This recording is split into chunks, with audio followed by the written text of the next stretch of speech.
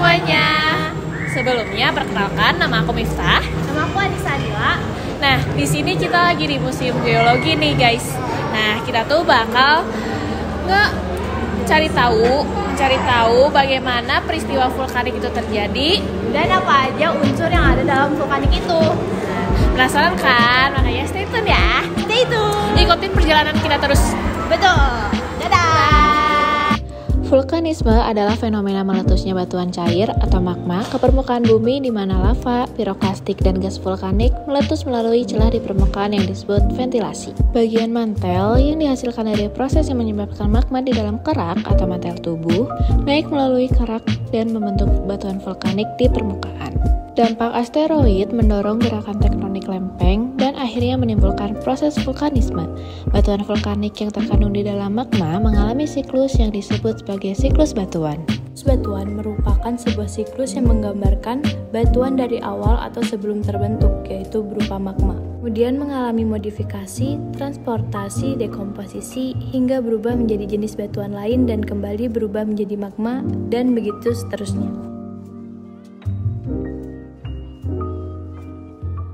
Satu siklus ini melibatkan 3 pokok jenis batuan, yakni batuan beku, batuan sedimen, dan batuan metamorf. Proses pertama yaitu magma mengalami kristalisasi. Terbentuknya batuan pertama kali karena adanya magma yang mengalami proses kristalisasi. Magma yang keluar dari dalam gunung akan membeku setelah sampai ke permukaan bumi. Magma yang membeku setelah sampai di permukaan bumi itu akan membentuk batuan beku yang jenisnya ekstrusif. Sementara magma yang membeku namun belum sampai ke permukaan bumi membentuk sebuah batuan jenis intrusif.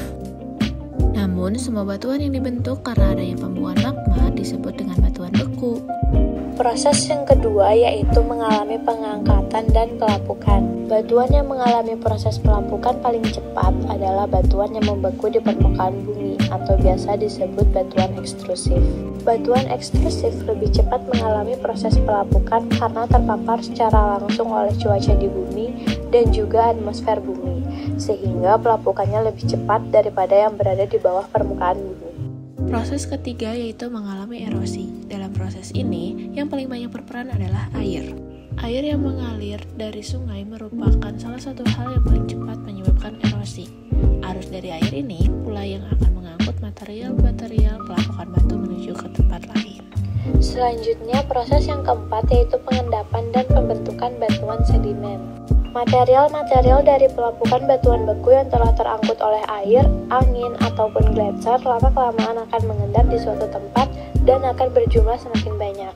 Karena semakin banyak batuan yang mengendap, akibatnya semakin lama akan semakin mengeras. Karena proses pengerasan inilah membentuk terjadinya batuan yang disebut dengan batuan sedimen. Proses kelima yaitu batuan sedimen berubah menjadi batuan metamorf. Batuan yang telah berubah di bawah permukaan bumi akibat paparan suhu, tekanan, dan juga kontak magma ini disebut dengan batuan metamorf atau malihan. Proses yang keenam atau yang terakhir yaitu batuan metamorf. Setelah batuan menjadi batuan malihan atau metamorf, lama-kelamaan batuan metamorf atau malihan ini akan berubah menjadi magma kembali.